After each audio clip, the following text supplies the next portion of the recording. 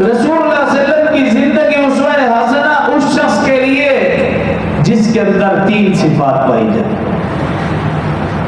سب سے پہلی صفت اللہ فرما رہا ہے لمن کان یرجو اللہ، جو اللہ سے ملاقات کی امید رکھتا ہو، اس کے لیے آقا صلی اللہ علیہ وسلم کی زندگی بہترین نمونہ، جس کو یہ یقین ہے کہ اللہ سے ملنا ہے، اللہ کے سامنے حاضر ہونا ہے، پوری زندگی کا حساب کتاب ہونا ہے، فرمایا ایسے شخص کے لیے رسول اللہ صلی اللہ علیہ وسلم کی زندگی بہترین نمونہ ہے۔ کیوں؟ جو اللہ سے امید رکھتا ہے ملاقات کی، وہ اپنی زندگی رسول اللہ صلی اللہ علیہ وسلم کی زندگی کے مطابق گزارنے کی کوشش کرے گا۔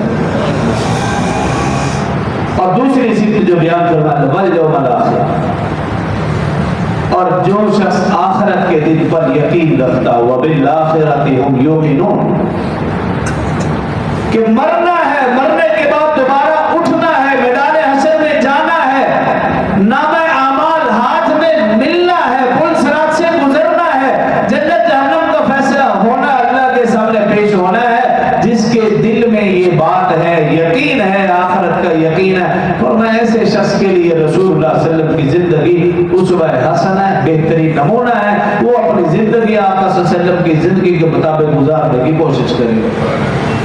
اور تیسری صفت بیان فرمائی وذکر اللہ کثیرا،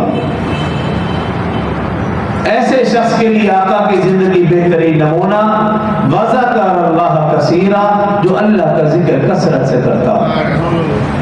یا ایھا الذین آمنوا، 22واں سپارہ سورہ احزاب، اللہ فرمایا اے ایمان والو اذکروا اللہ ذکرا کثیرا، اللہ کا ذکر کثرت سے کرو۔ یا اللہ کثرت کتنی؟ آگے فرمایا وسبحوہ بکرۃ واصیلا، صبح و شام اللہ کا ذکر کرو، اللہ کو یاد کرو۔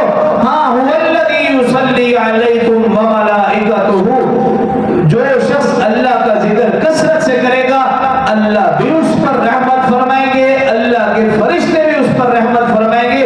لیخرجکم من الظلمات الی النور، صرف رحمت نہیں، اللہ اور اس کے فرشتے ایسے شخص کو اندھیروں سے نکال کر روشنی میں لائیں گے۔